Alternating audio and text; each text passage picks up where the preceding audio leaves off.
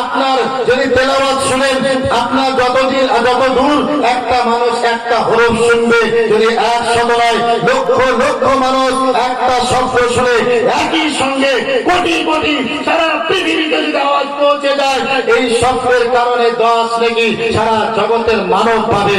জোরে বলুন সুবহানাল্লাহ।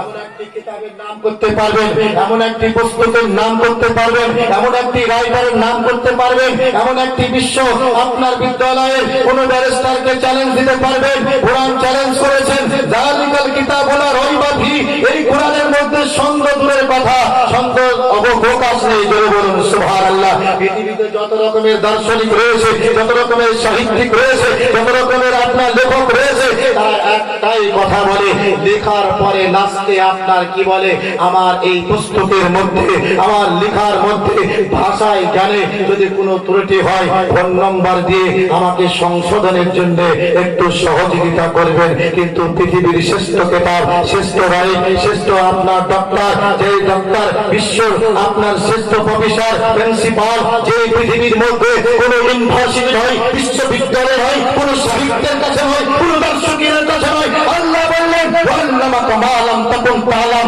হাবিব গো, तमाम জগতের মধ্যে যত সৃষ্টি আদম সাফিউল্লাহ থেকে এবং আপনার পৃথিবীতে যত মানুষ আসবে, মানব আসবে, আপনার কিয়ামতের সকাল অবধি তাদের সকলের টিচার করে, শিক্ষক করে, মহাগুরু করে, মহাডক্টর করে, মহা প্রিন্সিপাল করে, ব্যারিস্টার করে আপনাকে পৃথিবীর বুকে প্রেরণ করেছি। জোরে বলুন সুবহানাল্লাহ।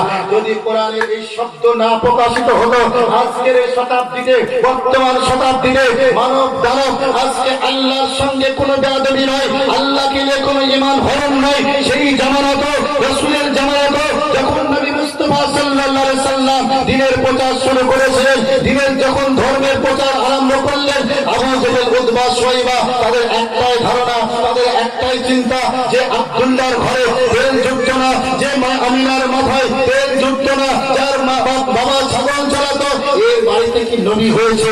আল্লাহ পাক তাবারাক তাআলা সেই জামানাতে আপনার নবীর দুশমন ছিল, এই শতাব্দীতে নবীর দুশমন থাকবে।